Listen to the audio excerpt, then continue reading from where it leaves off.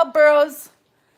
Sorry, my thumbnail's not updated this time because I was having technical difficulties. The technicalities. Technicalities. So today, let us know where you're watching from and if you can hear us. And we're going to talk about if you're going to get a wild donkey or Mustang, should you bring it home with a halter and a drag line or with no halter? We have done all of ours, and how I prefer to do it is with no halter, but there's pros and cons to both. So I'm not going to say my way is correct. It is just the way I like to do it. Yeah, yeah. You know, in our personal experience with a Mustang haltered in a chute with a dragline was a rescue.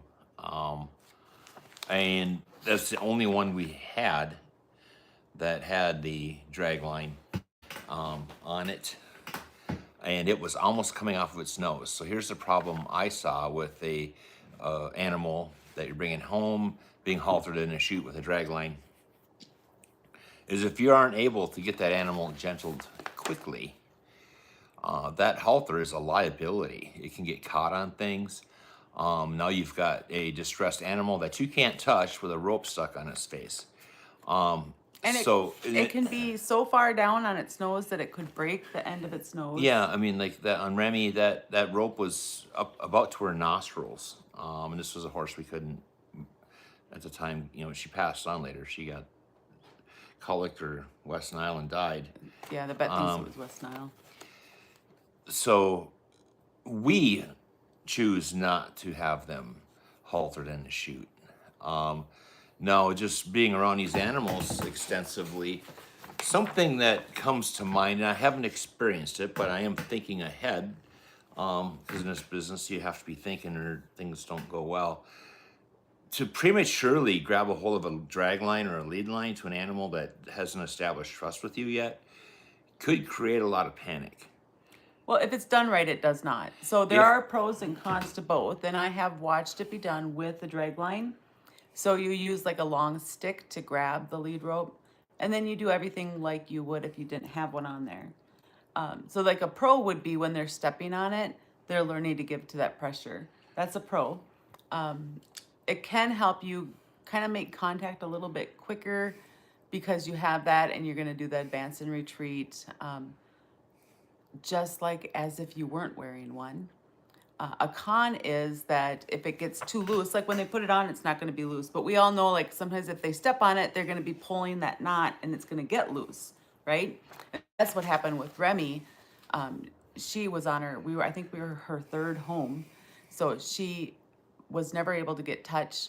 Now, if you bring home an animal and you are slow to get touch, or the animal is slow to trust you to be able to touch, having the lead rope and the drag line is not going to make it easier for them to trust you. And not having it is not going to make it easier for them to trust you. You're going to have to earn that trust whether you bring it home with a halter and a drag line or not. Right? And some animals take a long time to They gain do. trust. They do. And this is just my opinion. Y'all can provide contradictory experiences, and I'm capable of learning new information. But I would see, I'm not really for it, and I can be convinced otherwise. That's not a shortcut to halter training, because it's forcibly put on in a chute. So just because that Mustang or donkey is running around a pen with a halter and a drag line does not mean that it is halter broke or broke the lead. We go through a lot of animals here, and so I'll just share with you my personal view, because I do watch, I'm always learning. I consider myself a forever student, because I know there's a lot of knowledge I do not have yet, and I want more. So I do watch other professionals who are in this trade, who train gentle and train Mustangs and burros. I have yet to see other professionals. Now, they may be out there, and I didn't see them, so I'm willing to stand corrected. I haven't seen any people I watch working with gentling a Mustang that has a drag line or a burro that has a drag line. They're all bare naked necks, and they're working to halter, working on haltering themselves after they get first touch and establish a trust. So when you put a halter on them in the chute, you can have that drag line to help get the animal's head a little bit to teach it the pressure and release sooner than you can without it. Now, I prefer to bring them home without it. I don't have anything on their face when I bring them home. However, I do understand the benefits of it. So if you have that halter on, let's say Dan's the donkey. No one being asked from time to time, yeah. So if you got this halter on, now I could pick it up and I could, just from the little bit when he responds, I can start teaching him to give to pressure, right? You can feel that even though it's just a tiny bit. So I can start teaching them it sooner, and when they're stepping on it, they are learning to give to the pressure and learning the feel of that on their head even when we're not around, okay? But the downfalls are, as it starts to get loose, it can become a dangerous situation. So we bring them home without. Now, even if they have it on, you still have to teach them to accept getting Yeah. it put on and taken off, because Yep. all of that is going to be scary. Let's see, what other kind of pros and cons would there be? Like, let's just say your Mustang gets out. Well, maybe it makes it a little bit easier to catch it again, but I don't think it's going to make it too much easier because it's not taught. It doesn't know the Right. lead yet. So. Right.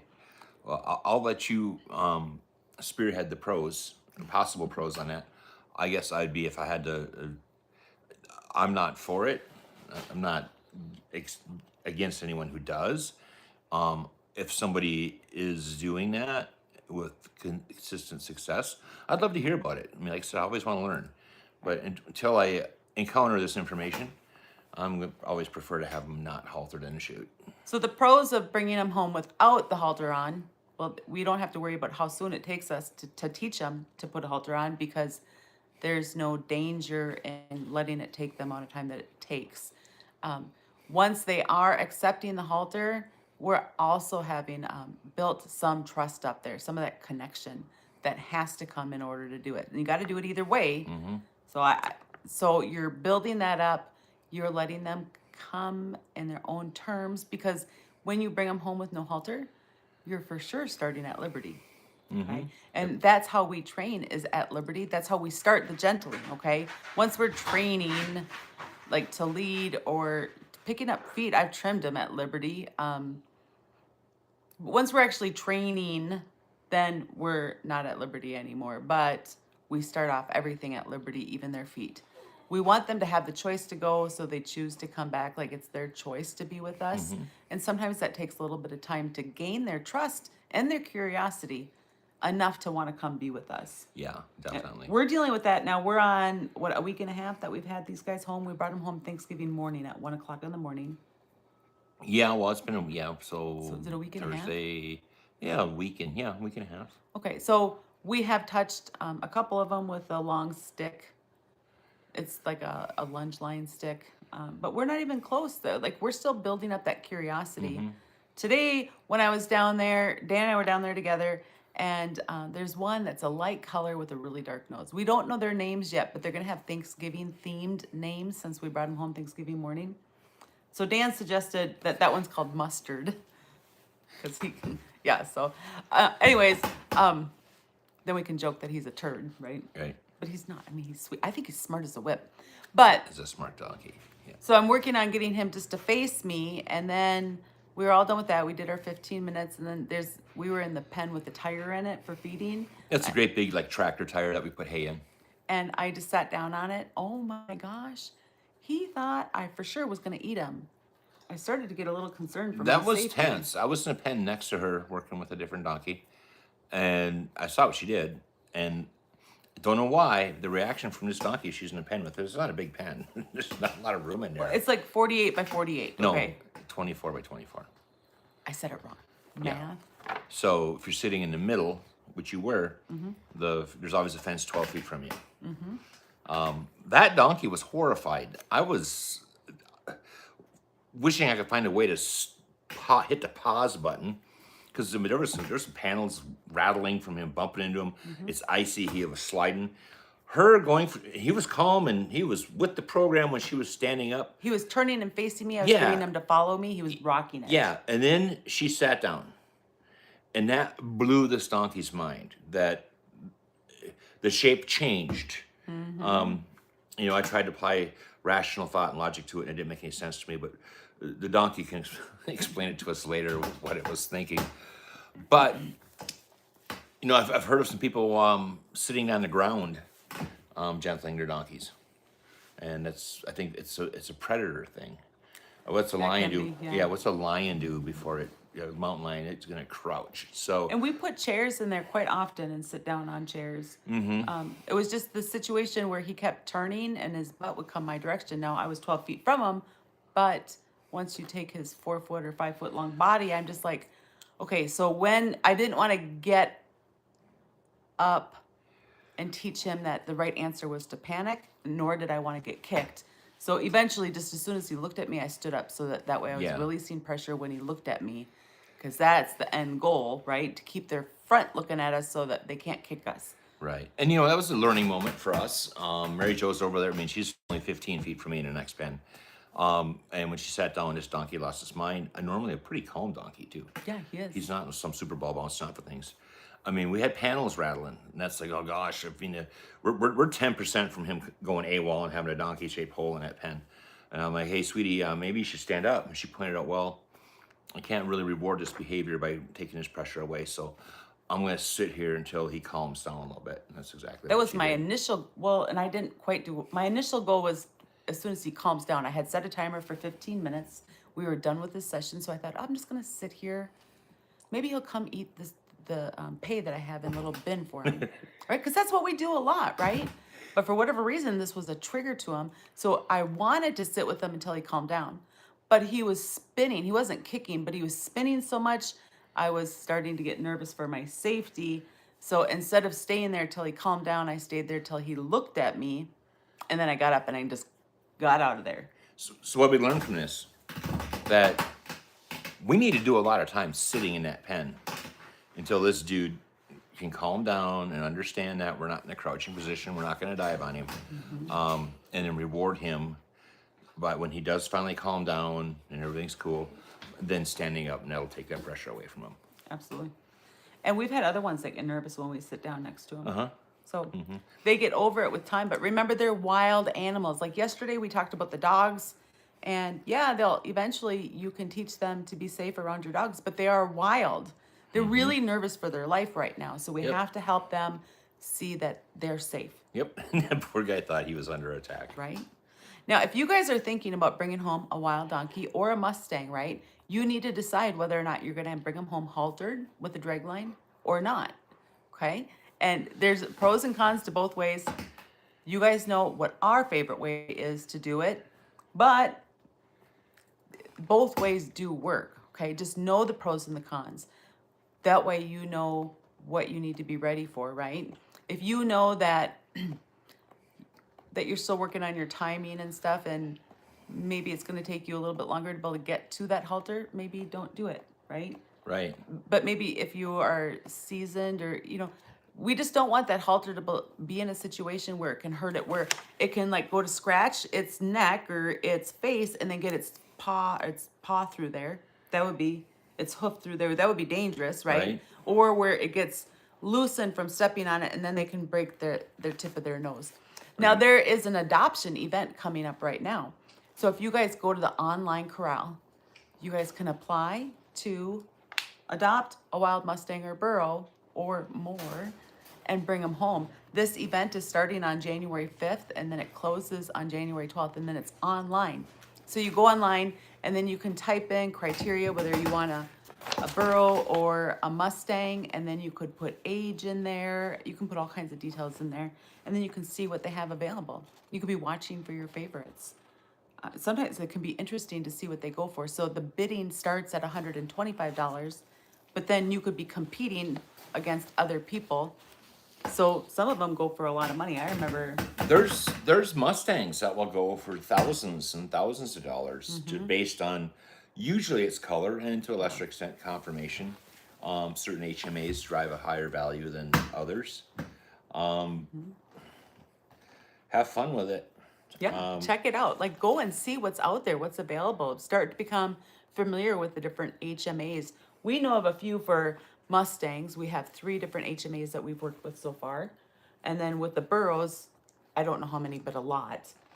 because we've done a lot Yeah, more burros. there's a little bit from everywhere. Yeah. Yeah. Yeah. So, and they definitely have different personalities. Like, let's just say that Farmer Brown let loose his bucking stock, and now that bucking stock is part of the herd's DNA, right? Uh-huh. Or like Wild Mustang Frank, he's like one of the most docile animals that I've been around. Frank looks like a miniature draft horse. He's probably about 14'1", 14'2" tall now. But if he was 17 hands, he would look exactly like a draft horse. This is the way he's built, and he's got a very calm temperament.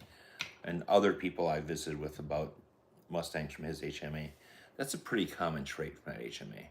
And then like Stein, Wild Donkey Stein, Wild Mustang Stein was from a HMA East Douglas Creek, Panizzi Creek, something like that. Yeah. And we just learned that HMA is often more reactive, and Stein was definitely more reactive. Yes. Yep. He'd have been a good gamer horse for somebody. Right? Yeah. Now our motivation, guys, I have links in there. So there's a link in the description for the online corral. And then for our motivation, this book is absolutely amazing, and I have a link for it in there also. It's out of print now, so you got to watch for it and get it. But True Horsemanship Through Feel by Bill Dorrance. Definitely highly recommend getting this book. This book is, oh, look at how thick it is. Okay, this Pure is knowledge. thick. Pure knowledge. Yeah, it's just great. Has so much valuable insight. And even though that book is wrote about horses, this Bill Dorrance, he gets it. He gets like watching for how they feel, and like the deeper stuff, right? The touchy-feely stuff. So I highly recommend that. Now, if you guys have more things that you would like us to talk about in the Go Lives, make sure you put it in the comments, or I do a YouTube post each day about our Go Live. Let us know what you would like to see. Yeah, please do. Yeah. Drop us a note. So we appreciate you coming and joining with us, and we hope you have an amazing day. All right. Good night, guys. Good night.